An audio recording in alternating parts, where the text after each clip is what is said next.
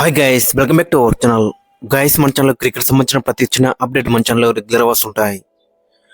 ఇంకా మన ఛానల్ని సబ్స్క్రైబ్ చేసుకోకపోతే గైస్ వెంటనే సబ్స్క్రైబ్ చేసుకోండి అండ్ పక్కన బెల్ని యాక్టివేట్ చేసుకోండి. అండ్ అదే ఇంకా మా వీడియోని లైక్ చెప్తే గైస్ వెంటనే లైక్ చేసి మన వీడియోలోకి తింటాం. గైస్ తప్పకుండా లైక్ చేయండి. లైక్ చేస్తే మన వీడియో మార్కెట్కి ఫాస్ట్ రీచ్ అవుతుంది. గైస్, వీడియోలకు ముందు ఒక చిన్న రిక్వెస్ట్ ఏంటంటే ఒక్కసారి చిన్న క్లిప్ అయితే చూడండి.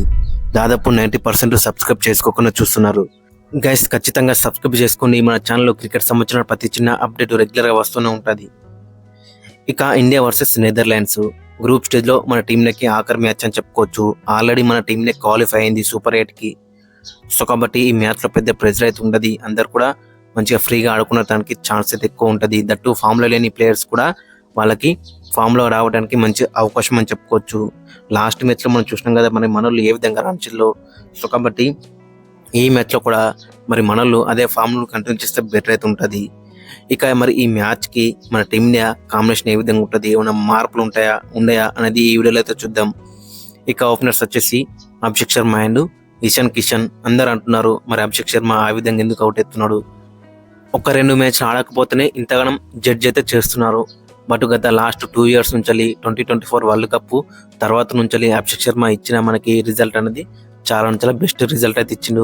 బట్ ఈ 2 మ్యాచ్ల గురించి మీరు అయితే మాట్లాడుతున్నారు. బట్ అతను కూడా గ్యాప్ వచ్చింది, అప్సెట్ స్టమక్ అప్సెట్ నుంచి బయటకు వచ్చిండు. మ్యాచ్ ఆడిండు డైరెక్ట్గా, high pressure match. So first 2-3 ball that అయినాయి, మరొక పెద్ద షాట్ కొట్టవే అవుట్ అయిందని చెప్పుకోవచ్చు. బట్ ఈ 2 మ్యాచ్లతోని మనం అయితే జడ్జ్ అయితే చేయలేము. సో కాబట్టి అభిషేక్ శర్మ గురించి మనందరికీ తెలిసిందే కదా, గతంలో ఏ విధంగా ఆడించడం మాకు తెలుసు. గత ఏషియా కప్లో కూడా ఎలాంటి నాక్స్ ఆడిండో తెలుసు. సో కాబట్టి అభిషేక్ శర్మ సూపర్ 8లో చూసుకుంటాడని చెప్పుకోవచ్చు. ఇక మరొక ఓపెనర్ వచ్చేసి ఇషాన్ కిషన్. గత 7 మ్యాచెస్లో మనం చూసుకుంటే తను కొట్టిన స్కోర్ వచ్చేసి 76 in 32 balls, 28 in 13 balls, 103 in 43 balls, 53 in 20 balls, 20 in 16 balls, 61 in 21 balls. Last మ్యాచ్లో 77 in 40 balls. సో ఇక్కడనే మనకి అర్థమవుతుంది కన్సిస్టెంట్గా ఆ స్ట్రైక్ రేట్తోనైతే మనోడైతే స్కోర్ అయితే చేస్తున్నాడు. డొమెస్టిక్లో మరి ఎలాంటి ఫార్మాట్స్ చేసిండో అదే ఫార్మాట్స్ని ఇక్కడ కూడా కంటిన్యూ అయితే చేస్తున్నాడు. హోప్ ఈ ఫార్మాట్స్ని టోటల్ ఈ వరల్డ్ కప్ మొత్తం కూడా కంటిన్యూ చేస్తే బెటర్ అయితే ఉంటుంది. ఇక నెంబర్ 3 వచ్చేసి తిలక్ వర్మ కూడా టూ మచ్ సీరియస్ అయితే తీసుకుంటున్నాడని చెప్పుకోవచ్చు. ఎందుకంటే ఫస్ట్ 3 మ్యాచ్లో చూసుకుంటే 3 మ్యాచ్లో కూడా 25 కొట్టిండు. దట్టు స్ట్రైక్ రేట్ చూసుకుంటే చాలా అంత తక్కువ ఉందని చెప్పుకోవచ్చు. మరి సోషల్ మీడియాలో కూడా టూ మచ్ నెగిటివ్ అయితే ఇతని పైన వస్తుందని చెప్పుకోవచ్చు. సో కాబట్టి తన న్యాచురల్ గేమ్ ఆడితే బెటర్ అయితే ఉంటుంది. మర్చిపోవద్దు, అతనికి 2 సెంచర్లు అయితే ఉన్నాయి. అది కూడా 200+ స్ట్రైక్ రేట్తో అయితే 2 సెంచర్లు అయితే కొట్టిండు. సో అలాంటి నాక్స్ అయితే మనమైతే ఎక్స్పర్ట్ ఎత్తున్నాం తిలక్ వర్మ దగ్గర నుంచి. ఇక నెంబర్ 4 వచ్చేసి captain Suryakumar Yadav. Last match మనం చూసినాం కదా ఎలాంటి నాక్ ఆడిండు. ఆ మిడిల్ ఓవర్స్లో సూర్యకుమార్ యాదవ్ చాలా ఇంపార్టెంట్ అని చెప్పుకోవచ్చు మన టీంలోకి. వరల్డ్ కప్లో లాస్ట్ మ్యాచ్లో కూడా 30+ రన్స్ అయితే స్కోర్ చేసిండు, క్రూషల్ రన్స్. ఇక నెంబర్ 5 వచ్చేసి హార్దిక్ పాండ్యా. మీరు అనొచ్చు లాస్ట్ మ్యాచ్లో కూడా బలి అవుట్ అయినని. బట్ హార్దిక్ పాండ్యా తన ఏ మ్యాచ్లోనే కంబ్యాక్ చేస్తాడు, ఏ ఓవర్లోనే కంబ్యాక్ చేస్తాడు. అటున్న మ్యాచ్ని ఇటు ఈజీగా పట్టుకొస్తాడు. అలాంటి స్టెబిలిటీ అయితే ఇస్తాడు with the bat and with the ball. బౌలింగ్లో మనం చూసాం కదా లాస్ట్ మ్యాచ్లో మరి ఎలాంటి పర్ఫార్మెన్స్ చేసిండో. First over maiden that important wicket అయితే తీసిండు. సో కాబట్టి హార్దిక్ పాండ్యా ఈ వరల్డ్ కప్లో మన టీంకి కీ ప్లేయర్గా మారబోతున్నాడు ఖచ్చితంగా 100%. ఇక నెంబర్ 6 ప్లేయర్ వచ్చేసి శివన్ దుబే. ఇతను కొట్టే నాక్స్ వచ్చేసి 27-30 రన్స్ కొడతాడు. బట్ అది మన టీంకి చాలా ఇంపార్టెంట్ అని చెప్పుకోవచ్చు. నెంబర్ 7లో వచ్చి అలాంటి నాక్స్ ఆడడం అనేది చాలా మన టీంకి ఇంపార్టెంట్ అని చెప్పుకోవచ్చు.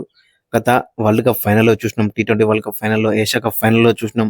అండ్ రీసెంట్ జరిగిన లాస్ట్ మ్యాచ్లో పాకిస్తాన్కి ఎగనెస్ట్ కూడా చాలా మంచి నాకైతే ఆడిండు. సో కాబట్టి శివన్ దుబే దగ్గర నుంచి ఆ 20 రన్స్ కానీ 30 రన్స్ కానీ చాలా క్రూషల్గా ఉండబోతున్నాయి. ఇక తర్వాత చూసుకుంటే రింకు సింగ్. అందరు అంటున్నారు రింకు సింగ్ బదులు వాషింగ్టన్ సుందర్ తీసుకురాలని. But Rinku Singh as a designated finisher, ఒక్క మ్యాచ్ కాకపోతే ఇంకొక మ్యాచ్లో ఆడిస్తాడు. లాస్ట్ మ్యాచ్లో కొట్టింది కదా ఒక 4, ఒక 6, అది ఎంత క్రూషల్గా మారినాయో మన అందరికి తెలిసిందే. అండ్ దట్టు మర్చిపోవద్దు అతను ఫీల్డింగ్. సో కాబట్టి రింకు సింగ్ ఖచ్చితంగా ప్లేయింగ్ లైన్ అయితే ప్రతి మ్యాచ్లో కూడా ఉంటాడు. ఇక తర్వాత చూసుకుంటే నెంబర్ 8 వచ్చేసి అక్షర్ పటేల్ బ్యాటింగ్లో పెద్ద అయితే ఛాన్స్ అయితే దొరకలేదు. బట్ బౌలింగ్లో మాత్రం చాలా బెటర్ ఆడుతున్నాడు. ప్రతి మ్యాచ్లో కూడా లాస్ట్ మ్యాచ్లో కూడా 2 క్రూషియల్ వికెట్లు తీసిండు. 4 ఓవర్లకి 29 రన్లు తెచ్చిండు. ఇక తర్వాత చూసుకుంటే నెంబర్ 9 వచ్చేసి జస్ప్రీత్ బుమ్రా. లాస్ట్ మ్యాచ్లో చూసినాం కదా బుమ్రా యొక్క ఇంపాక్ట్ ఏ విధంగా ఉందన్నది. ఇంపార్టెంట్ మ్యాచెస్లో బుమ్రా దగ్గర నుంచి బెస్ట్ వస్తుందని చెప్పుకోవచ్చు. లాస్ట్ మ్యాచ్లో మనం చూసాం కదా 2 క్రూషియల్ వికెట్లు తీసిండు, దట్టు పవర్ ప్లేలోనే. సో కాబట్టి ఇదే ఫామ్ను కంటిన్యూ చేస్తే బెటర్ అవుతుంటుంది ప్రతి మ్యాచ్లో కూడా. ఇక తర్వాత చూసుకుంటే హర్షదీప్ సింగ్ అయితే తిరిగి వస్తాడు. అహ్మదాబాద్లో జరుగుతుంది, దట్టు మన ఇండియన్ కండిషన్స్లో కొంచెం డూ అయితే ఉంటుంది. మరి 3 స్పిన్నర్లతో వెళ్తే కొంచెం మనకే బ్యాక్ ఫైర్ అయ్యే ఛాన్స్ ఉంది కాబట్టి ఖచ్చితంగా హర్షదీప్ సింగ్ అయితే ఈ మ్యాచ్లో అయితే ఆడతాడని చెప్పుకోవచ్చు. ఇక తర్వాత చూసుకుంటే వరుణ్ చక్రవర్తి కూడా ప్రతి మ్యాచ్ కూడా చాలా ఇంపార్టెంట్ క్రూషియల్ వికెట్లు తీస్తున్నాడు. కెప్టెన్ సూర్యకుమార్ యాదవ్ కూడా ఆ ఇంపార్టెంట్ ఓవర్స్ అయితే ఇతనికైతే ఇస్తున్నాడు అని చెప్పుకోవచ్చు. ఎప్పుడైతే చిన్న పార్ట్నర్షిప్ వెళ్ళిందో అప్పుడు వరుణ్ చక్రవర్తిని తీసుకొస్తున్నాడు. వరుణ్ చక్రవర్తి ఆ వికెట్ అయితే అందిస్తున్నాడు అని చెప్పుకోవచ్చు. సో కాబట్టి వరుణ్ చక్రవర్తి, జస్ప్రీత్ బుమ్రా వీళ్ళిద్దరూ ఈ వరల్డ్ కప్లో బౌలింగ్లో మనకి కీగా మారున్నారు. ఇక ఫైనల్గా ప్లేయింగ్ లైన్ అక్కడ మనం చూసుకుంటే అభిషేక్ శర్మ అండ్ ఇషాన్ కిషన్ ఓపెనింగ్లో బరిలోకి దిగుతారు. ఇక నెంబర్ 3 వచ్చేసి తిలక్ వర్మ, నెంబర్ 4 వచ్చేసి సూర్యకుమార్ యాదవ్, నెంబర్ 5 వచ్చేసి హార్దిక్ పాండ్యా, నెంబర్ 6 వచ్చేసి శివన్ దుబే, నెంబర్ 7 వచ్చేసి రింకు సింగ్, నెంబర్ 8 వచ్చేసి అక్షర్ పటేల్ లాగా మంచి బ్యాటింగ్ అయితే కనబడుతుంది. 9లో అక్షర్ పటేల్, 10లో జస్ప్రీత్ బుమ్రా అండ్ నెంబర్ 11లో వరుణ్ చక్రవర్తి. సో ఓవరాల్ చూసుకుంటే కాంబినేషన్ వచ్చేసి చాలా మనకి బెటర్ కనబడుతుంది. ఈ మ్యాచ్లో అక్కడ కుల్దీప్ యాదవ్ ప్లేస్లో హర్షదీప్ సింగ్ మళ్ళీ తిరిగి అయితే వస్తాడు. సో అదొక మార్పు అయితే ఖచ్చితంగా అయితే ఉంటుందని చెప్పుకోవచ్చు. ఓవరాల్ చూసుకుంటే చాలా బెటర్ కాంబినేషన్ అయితే మనకైతే కనబడుతుంది. ఒకవేళ బుమ్రాకి రెస్ట్ ఇచ్చినా ఇవ్వచ్చు, ఎందుకంటే సూపర్ 8లో మనకి ఇంపార్టెంట్ మ్యాచెస్ ఉన్నాయి కాబట్టి బుమ్రాకి రెస్ట్ ఇచ్చి అక్కడ మహమ్మద్ సిరాజ్ కూడా ఛాన్స్ ఇచ్చే అవకాశం కూడా కనబడుతుంది. గైస్ ఓవరాల్ చూసుకుంటే ఇది అండ్ మీ యొక్క ఒపీనియన్ కింద కామెంట్స్ అయితే మెన్షన్ చేయండి అండ్ మీ యొక్క ప్లేయింగ్ లైన్ కూడా కింద కామెంట్స్ అయితే మెన్షన్ చేయండి.